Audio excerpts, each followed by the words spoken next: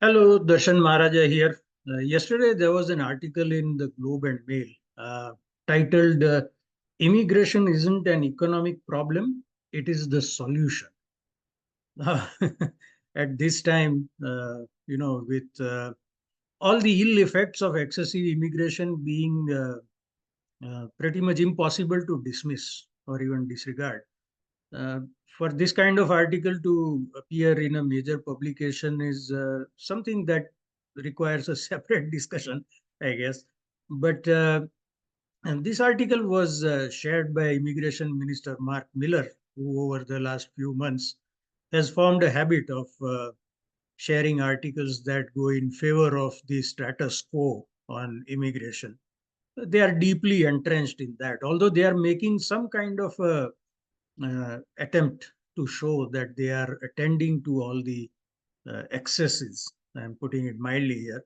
The excesses that have taken place on the immigration front and uh, the ill effects of excessive immigration on the Canadian society. So they are making an attempt to show that they are attending to all these things, but at the same time, Minister Miller is staunchly reposting all these articles, uh, leading to the impression, or maybe I should say, cementing the impression that there is at least some degree of coordination between the government and media. Again, I'm using an understatement here by calling it coordination. There's a friend of mine who is not very understated, and he calls these writers. Maybe they are journalists or not. Opinions can differ on that. So I'm just calling them writers, which they are because they wrote these articles. He calls them Telford's Rolodex Rangers. And this in reference to the revelation during the SNC Lavalin scam back in February, March of 2019, when it emerged that Prime Minister Trudeau's chief of staff, Katie Telford, had suggested that all sorts of favorable op-eds could be lined up to support the position that the government wanted to take. So he calls them Telford's Rolodex Rangers. But let's move on. Now, this article is full of uh, all the arguments, the logic, if you can call it that, that have been discredited for a long time for people who are paying close attention to this issue, including yours truly. And especially over the last 1 year or so, this has become blindingly obvious to almost everyone, except the people who don't want to see what is in front of their eyes. And that includes many in the media, in politics, and the support base of the liberal NDP, maybe Green I should include, camp, that leftist so-called camp, to whatever degree the distinction between right and left is acceptable to you. In the leftist camp, there is this still, trenchant belief that immigration is the holy grail, you cannot touch it. So at a time like this, when housing affordability is beyond the reach of so many more and more people as time passes. Now, this article is full of all those faulty arguments that have been discredited, but they still keep making them. So I want to go through as many of these faulty arguments as possible. So today's video may be a little bit longer than my usual 12 to 15 minutes. Bear with me for that, but I think this is important. First of all, the person who wrote this one, Doug Saunders, he is the Globe and Mail's international affairs columnist since 1995. That's close to 30 years now. So on one hand, it is disconcerting, to say the least, to see someone with such experience, 30 years of experience, not to see the facts as they are staring us in our faces. On the other hand, it is completely expected also. These are the establishment journalists who will not take a contrary view, even when that contrary view only acknowledges facts as they exist on the ground. So that is Doug Saunders, he starts with the argument that until now, immigration um, attention has fallen on the supply side of how many are coming in, what are their immediate effects on prices, jobs, and housing. Now, I don't know. He's, taking example because he's the international affairs columnist. Naturally, he would be inclined to include the experience of other countries. He has included Britain and the US. I don't know how far that comparison would be valid in today's situation in Canada. But then he says lately there has been a needed shift in focus to the demand side. How many new people does the economy need to create growth, employment, and new housing? Now, I think this is exactly backwards, especially when it relates to employment. You don't create employment by bringing more people in the country. The employment pre-exists. That is why you bring them in. The so-called labor shortages, which in my view don't exist apart from very specific sectors like healthcare, construction, that is the trades, and of course the agricultural sector, where our agricultural operations are vastly beyond the ability of Canadian economy to supply workers. So there I can see labor shortages, but in general, when the received wisdom in politics and in many parts of the media is that there are rampant labor shortages in every sector. No, they are not. But regardless of that argument, see, when there is a store operating and it has, say, two workers working there, and then the number of customers coming in, the amount of business that they do, it goes to a level beyond the ability of those two workers to attend to. Then the third job exists, and then the business hires the third person. So employment exists before the person to recruit for that employment is brought in, whether this is one store or a country. But here the author, with 30 years of experience only at Globe and Mail, maybe he has prior experience before that also, says that how many new people does the economy need to create employment? You don't need people to create employment. You need employment to bring people.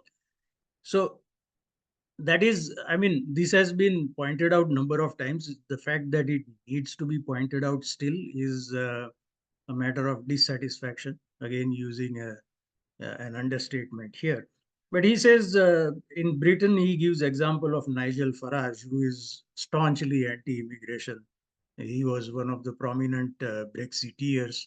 And even in his election manifesto, he has pledged for 600,000 immigrants a year. Now, this is another usual tactic that is used by anyone who wants to defend the status quo on immigration, that is to conflate legal and illegal immigration. I'm sure Mr. Farage is not promising to let in people that are coming via boat. You know, uh, literally boatloads of people are landing there. So I don't think he is in favor of that. And nor should we be, although we don't have the boat issue here. But conflating legal and illegal immigration is a very standard arguing tactic that the defenders of the status quo resort. Then he gives example of the US saying President Biden has proposed or announced maybe a ban on asylum claims at the southern border. Now, asylum claims at the southern border are basically illegal immigration. The fact that American economy needs more immigrants, if it does, that is a separate issue from the crowds of people arriving on the southern border. But again, I don't want to digress on the US front because that can be a black hole. You never emerge back from it. I want to stay confined to Canada, where the author Doug Saunders, he cites a study saying there is that a tight job market attracts both legal and illegal migrants. Now, I don't know how far this is true, because if the illegal migrant is coming from, let us say, the Central African Republic, he or she is not responding to a tight labor market in Canada. They are just coming because they decided to come here. It has nothing to do with the tight labor market. Then, he talks about the study, the study covers a period of 25 years. And now, what happened 25 years ago? We are talking about 1999. In terms of movement of people, both legal and illegal, it was a different world at that time. You did not have, like in 2023, uh, Canada received 144,000 asylum claims, which is like almost 9 times the number in 2015.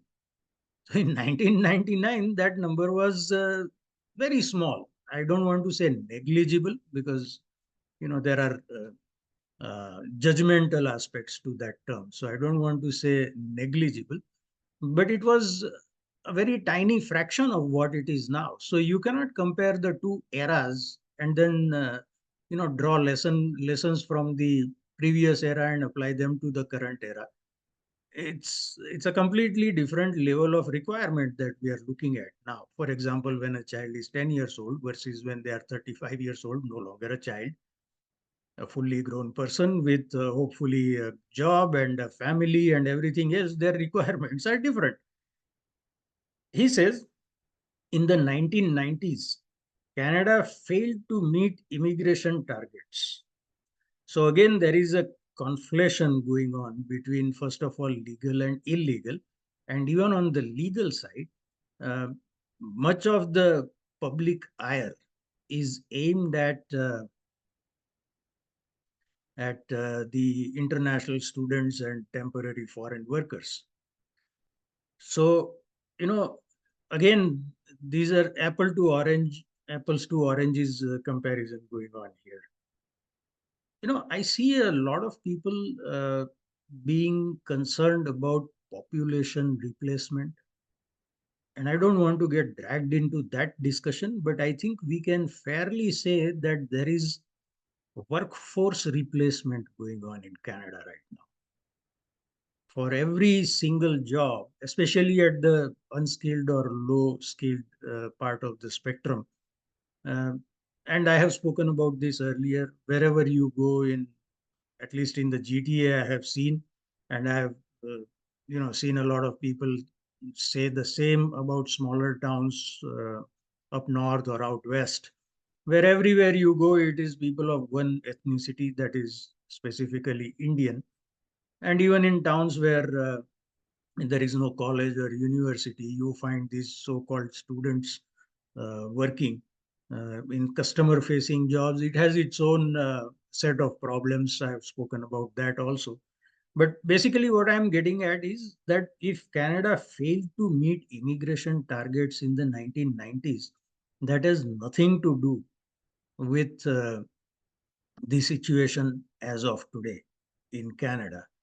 And for the author to bring it in, I can only see it as an attempt to justify, whatever stance that the government has on immigration. I often said, somewhat jokingly, that in the officialdom, the attitude seems to be that the world is soon going to run out of people, and we should get as many in as possible in as short a time as possible before supplies run out. They're not going to run out, and to the extent that population decline is anticipated, especially in the later part of this century, I'm sure technology will pick up the slack. So, getting people in here, basically people who have no hope of working anywhere beyond the unskilled or semi-skilled part of the economy, that's not going to solve your problem. Coming back to the article, the author cites a report by Bank of Montreal, BMO. It says Canada's job markets are tight enough. I mean, what world are these people living in? We have all seen those videos where there is like a line of few hundred people for one minimum wage job. You see on the job boards, especially one of the government of Canada, which is basically a vehicle for getting an LMIA. Uh, One job posting will have 2,200 applications.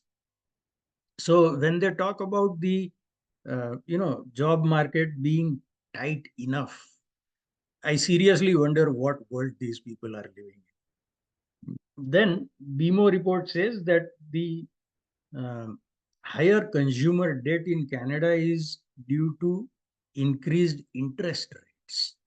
Now, this the author quoted this. I haven't seen the BMO report, so I don't want to level my criticism at BMO necessarily. But if they said it or not, for the author to make this argument, I mean, do people have higher debt because the interest rates are higher now? This is bonkers.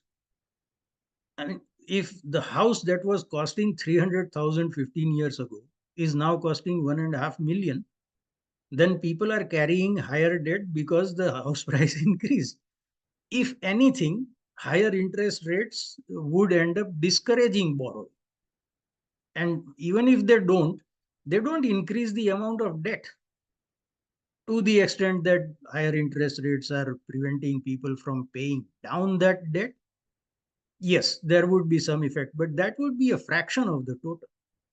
So I don't know. This is completely bonkers. That how do higher interest rates result in higher debt? So that is another goofy part of this article.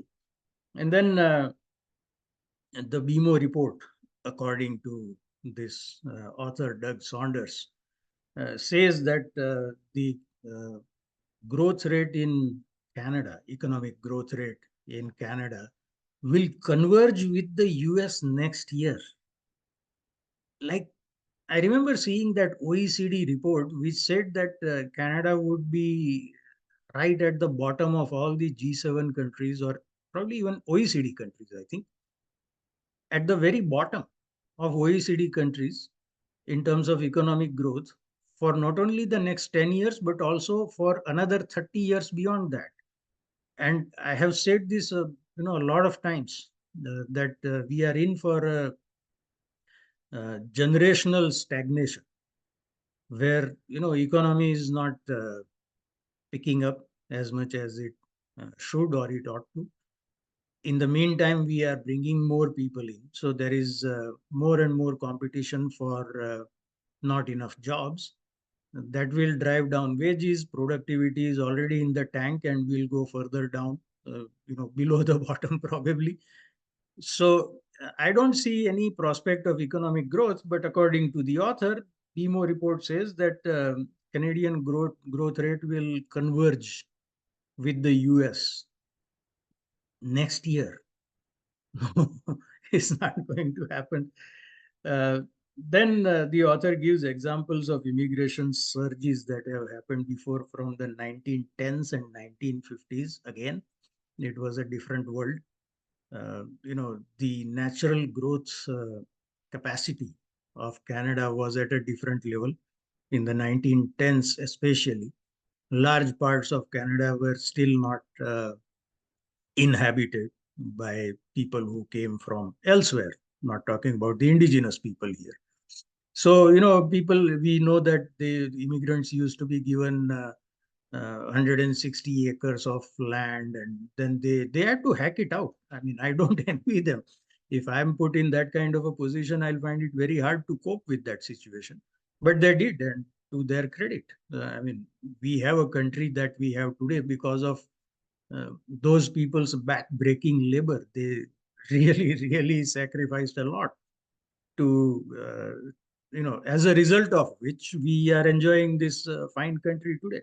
But those examples from 1910s and 1950s are not applicable today. We are, first of all, discouraging our natural, strengths in resources, and then We are banking on things like EV batteries at the expense of maybe $50 billion to taxpayers. That's not going to work out. I mean, simply because it is central planning, it's not going to work out. You don't need to do a deep dive in that issue. If it is central planning, then it won't work out. So we know that from painful examples in history. But he talks about the lag period, that there was always a lag period, talking of the immigration surges in 1910s and 1950s. He talks about the lag period, that there was always a lag period when productivity and economic growth did not pick up for a certain length of time, and after that it did.